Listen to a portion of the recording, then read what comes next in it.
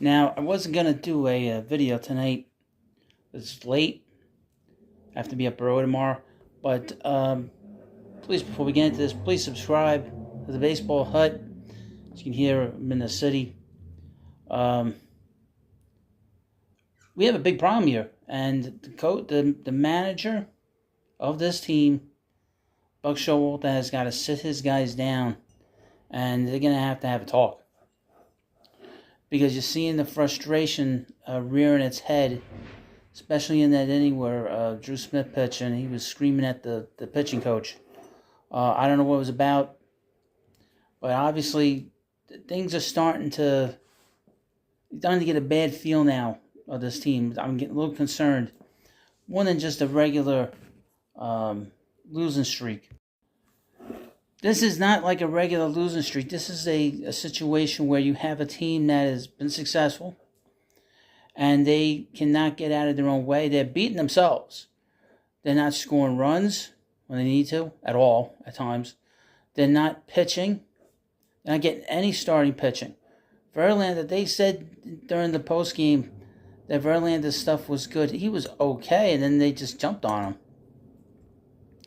I have a very difficult time figuring out this Rays team. Other than one player on this team, they're a very odd group.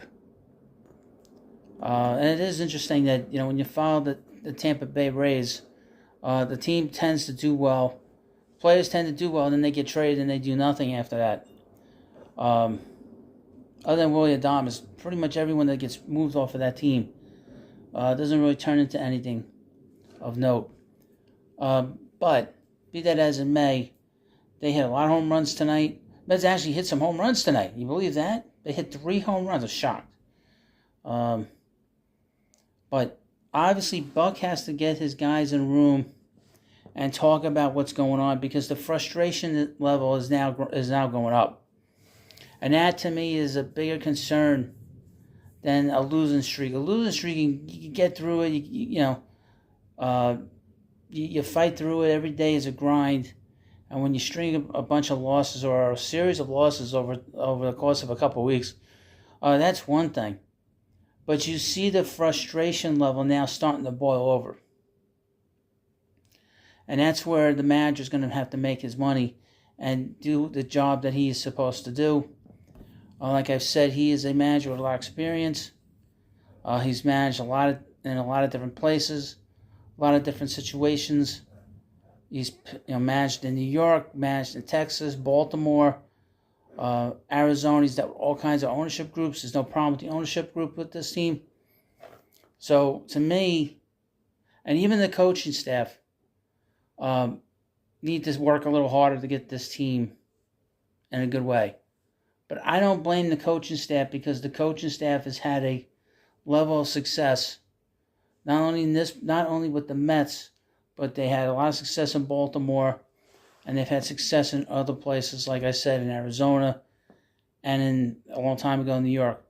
So to me, the manager has to take control of the situation. I know he's been joking around about Vogelback. That stuff's got to stop. And I know there's a seriousness with this manager. We know that. But Buck has to take the reins now and guide this team back where it needs to be. And it's more about their attitude. They're sort of hanging their heads down. Like, for instance, in the 1 inning, the 7th inning, everybody could tell that Canada was safe on that play. Everybody in the ballpark knew it. But for some reason, Mets aren't getting those calls this year when the call seems to be the right call. He was safe, but you felt like it was a gut punch. And they were trying to come back in the game, especially in that 7th inning, but it was a gut punch, And these are the things that Buck has got to figure out a way to sort of, look, this happened. Now, we saw a pretty good 9th inning. They scored a couple runs. Escobar's actually done a good job pinch hitting. He's over 312 games as a pinch hitter and playing part-time. So he has been able to sort of right the ship with himself in terms of being able to put productive at-bats together. Uh, but, like I said, the frustration level with this team is now not only with the fans, but now it's starting to bleed into the players. And I've been screaming over the last week that this is a situation someone's got to take control of this situation. And the only way that's going to happen is, first of all, the Mets starting pitching has been a mess. They said 36 out of 43 games the Mets have pitched 6 innings or less. And that is, or 5 innings. What was it, 5 innings over 30-something games? It's just unacceptable. The Mets cannot have that kind of starting pitching. No team can survive with that pitching. They were comparing the Mets to the Royals, to the A's in terms of their pitching. I mean, this is a team that's got 2 guys with Cy Young awards, 6 Cy Young awards attached, no hitters, 5 no hitters between 2 of them. But this frustration level is a concern. The lack of starting pitching is a concern. The lack of situational hitting is a big problem, which has been a problem even before, even when they went on the West Coast trip. It's been a problem. But I don't want to repeat myself, but again, Buck has to take control of the situation and sit them down, because really he needs to calm the situation down before this gets out of hand. Because there comes a point in a season where the team gets so frustrated by the result of an at-bat, a result of an inning, a result of 3 innings or 4 innings or a pitch, and things start to get completely out of control. I mean, we've seen this over the years. If you follow baseball, and it's more so when teams are on the cusp of falling apart. I don't think this team is there yet, but we're getting awfully close. This is teetering on it's getting very shaky now. So that's why he's got to tighten the reins. And Verlander pitching only 5 innings and giving up 6 runs and 8 hits and 3 strikeouts and 2 home runs. The Mets have given up the most home runs in the National League. They've given up the most walks in the National League.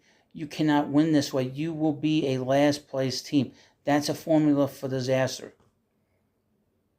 And people are saying that this team had the best pitching staff, the best starting staff. I never said that. I never said that they had a good coming into the season. I thought they had a very good pitching staff and a very good starting staff. I never thought they had the number one. I don't think of it like that. Like I used to when I was younger. Back in the 80s, the Mets had the number one pitching staff. I don't look at that like that anymore. Any team really. But this staff has had some injuries. We know that. We know that Verlander's been hurt. We know that Scherzer's been hurt. Quintana has been out. Carrasco, even though he's been hurt, he's been terrible. The results.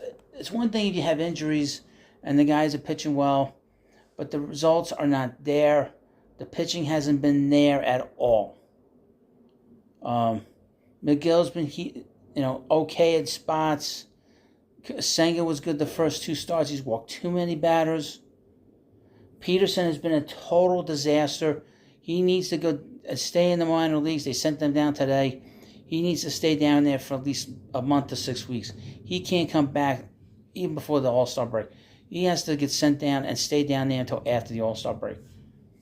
And he's been a big disappointment. He was probably the biggest disappointment because he had a very good spring, and he needs to go down the spring train, go back to the drawing board. Get out of New York. Get out of New York City. Get away from the Mets. Go to Syracuse. Work through his problems. What a disappointment he's been. Because he had such a strong spring training. He made the team with no problem. But he cannot. He can't stay here right now. But overall, I'm very concerned now, and I've ranted for the last week. This is a big problem.